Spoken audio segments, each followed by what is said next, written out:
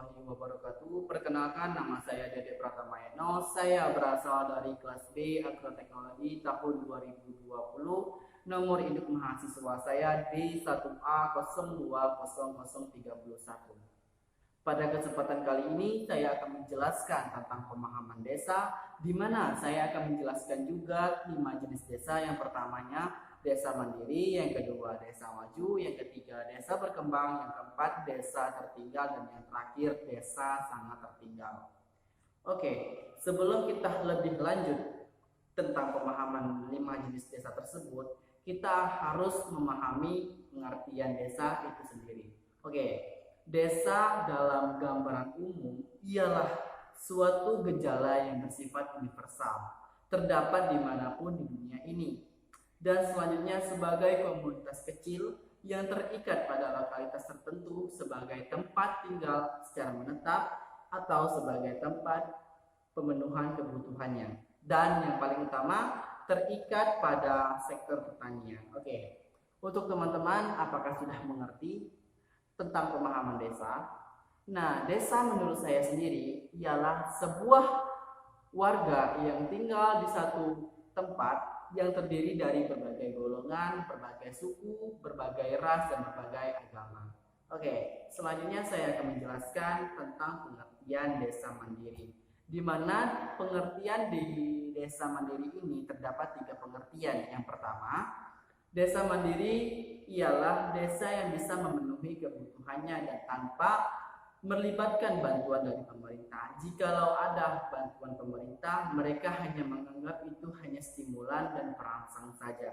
Oke, desa mandiri menurut pengertian yang kedua adalah desa yang memiliki kerjasama yang baik, tidak tergantung pada bantuan pemerintah, sistem administrasi yang baik, pendapatan masyarakat yang cukup. Supaya lebih berdaya, masyarakat perlu menghormati aturan yang ada, kelestarian sumber daya alam, memiliki kemampuan stabil, keterampilan, keahlian, sumber pendapatan cukup dan stabil, semangat kerja yang tinggi, memanfaatkan potensi alam yang bermanfaat bagi seluruhnya dengan menggunakan teknologi cipta guna ataupun tepat guna, mampu menyusun dan melaksanakan pembangunan desanya.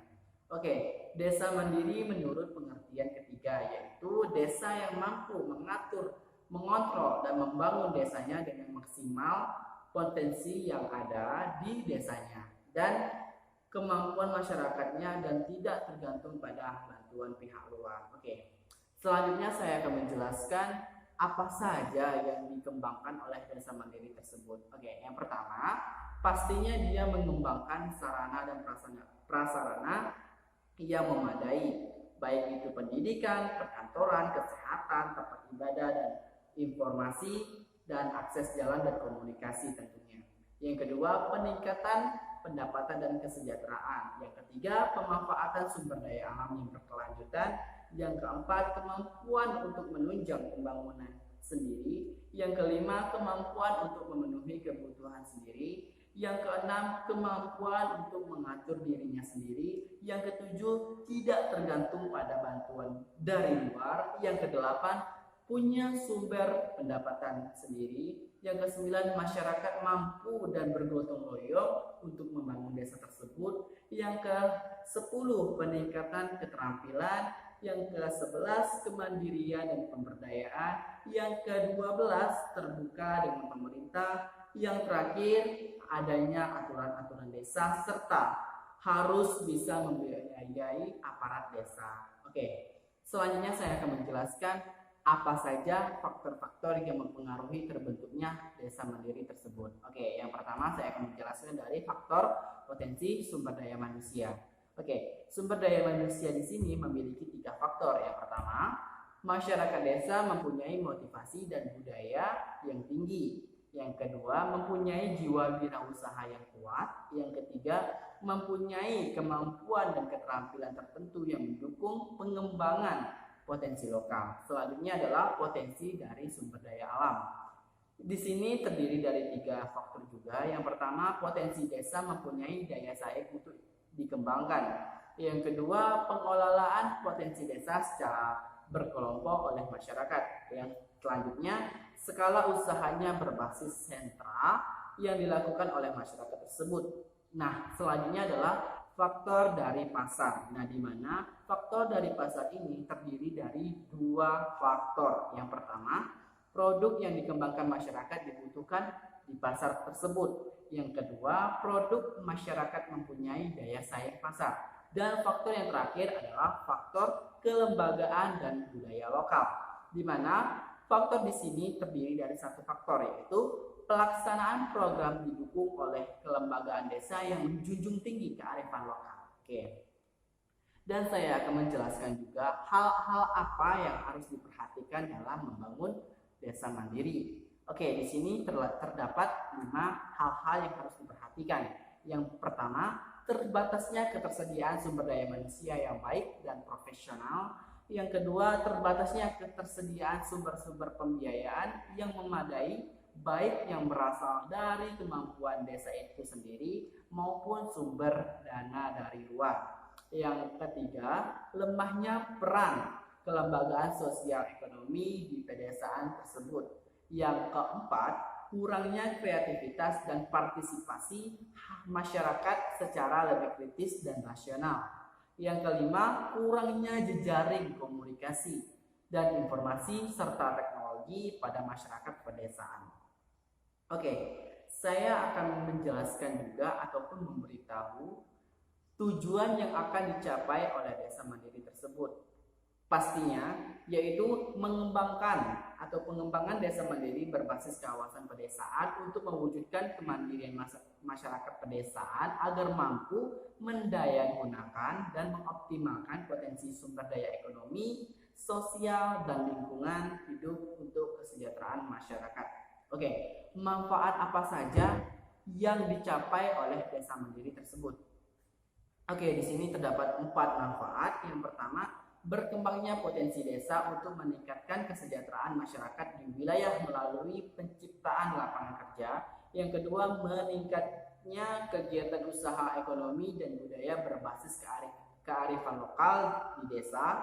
Yang ketiga, meningkatnya kemandirian desa dalam melaksanakan kegiatan pembangunan. Yang keempat, menurunnya disparitas pembangunan wilayah antara desa dengan kota. Oke. Yang terakhir, saya akan menjelaskan agar berjalannya sinergis dan berkesinambungan, pengembangan desa mandiri dilakukan secara yang pertama, penciptaan lapangan kerja sehingga mengakibatkan atau menurunnya angka pengangguran dan angka kemiskinan. Yang kedua, pengembangan program di pedesaan harus sejauh mungkin melibatkan peran serta semua masyarakat dari awal hingga akhir.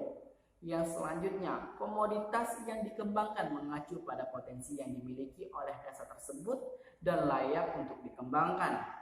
Yang keempat, wilayah pengembangan desa mandiri tidak dibatasi oleh wilayah administratif suatu desa. Yang kelima, pengertian desa dalam desa mandiri lebih mengacu pada kelayakan teknis dan sosial ekonomis, bukan wilayah administrasi.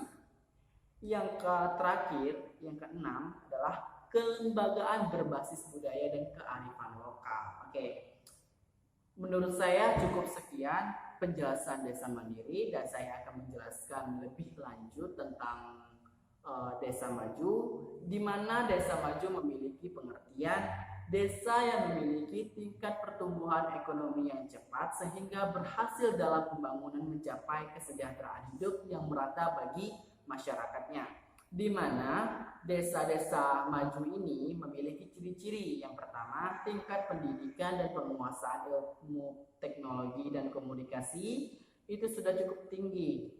Yang kedua, angka pertumbuhan penduduk kecil. Yang ketiga, lapangan kerja terbuka luas sehingga pengangguran dapat ditekan. Yang keempat, pendapatan per kapitanya umumnya tinggi.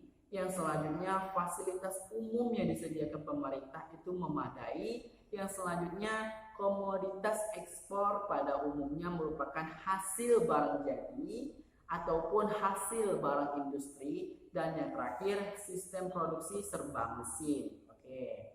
Selanjutnya saya akan menjelaskan apa sih pengertian dari desa berkembang? Oke, desa berkembang adalah desa yang tingkat pertumbuhan ekonominya relatif lambat sehingga sedang giat-giatnya melaksanakan pembangunan untuk meningkatkan kesejahteraan hidup masyarakatnya. Untuk menentukan suatu desa dikatakan sebagai desa maju atau berkembang dapat dilihat dari pertumbuhan ekonomi dan hasil pembangunannya. Nah, bukan hanya desa maju saja memiliki ciri-ciri, tetapi desa berkembang juga memiliki ciri-ciri. Yang pertama, yaitu pendapatan per kapitanya rendah. Selanjutnya, tingkat pendidikan penduduk masih rendah. Selanjutnya, tingginya angka pertumbuhan penduduk. Selanjutnya, banyaknya angka kematian bayi. Selanjutnya, angka harapan hidup yang rendah. Selanjutnya, terjadinya pengangguran dan penduduknya miskin. Yang selanjutnya, angka ketergantungan masih tinggi. Selanjutnya, kekurangan tenaga ahli. Dan barang yang diekspor merupakan barang yang bukan hasil industri. Dan yang terakhir adalah banyaknya sumber daya alam yang belum diolah atau dimanfaatkan secara maksimal melalui teknologi tepat guna. Oke. Untuk mengetahui kriteria yang digunakan untuk menentukan desa itu maju atau berkembang dapat dilihat juga dari 4 sisi. Sisi yang pertama adalah tingkat harapan hidup penduduk. Yang sisi kedua tingkat pendidikan, sisi ketiga tingkat kematian bayi, dan sisi keempat tingkat pendapatan. Oke, selanjutnya saya akan menjelaskan tentang daerah tertinggal, di mana daerah tertinggal merupakan desa ataupun daerah yang merupakan masyarakatnya serta wilayahnya relatif kurang berkembang dibandingkan dengan wilayah lain. Dan sedangkan desa yang sangat tertinggal merupakan desa yang masyarakatnya tidak ada dan mengalami pembangunan secara gagal. Karena apa? Karena relatif ekonominya yang sangat menipis sehingga terjadinya pembangunan di desa mereka gagal dan mereka berpindah tempat ke desa yang lain. Nah, itulah disebut desa yang sangat tertinggal atau bisa dikatakan desa yang tidak ada penghuninya. Nah, di desa tertinggal ini di Indonesia itu terdapat berbagai macam tempat, berbagai macam provinsi tersebarnya desa tertinggal dan sangat tertinggal ini. Desa tertinggal dan desa sangat tertinggal itu tersebar pada provinsi Sumatera Utara, Sulawesi Tengah, Maluku, Papua, dan Papua Barat. Nah, contohnya pada provinsi Sumatera Utara yaitu Kabupaten Nias, Kabupaten Nias Selatan, Kabupaten Nias Utara, Kabupaten Nias Barat. Nah, selanjutnya pada provinsi Sumatera Barat itu terjadi pada Kabupaten Kepulauan Mentawai. Selanjutnya pada Provinsi Sumatera Selatan itu terdapat satu kabupaten juga yaitu Kabupaten Musi Rawas Utara. Dan pada selanjutnya yaitu Provinsi Lampung. Nah, pada Provinsi Lampung itu terdapat pada Kabupaten Pesisir Barat. Nah, cukup sekian penjelasan saya. Mohon maaf jika ada kesalahan. Maklumlah saya masih belajar dan saya membutuhkan masih banyak pedoman, dan saya mencari informasi ini menurut data-data yang saya dapatkan dari sumber Google dan buku. Dan akhirul kalam, wassalamualaikum warahmatullahi wabarakatuh.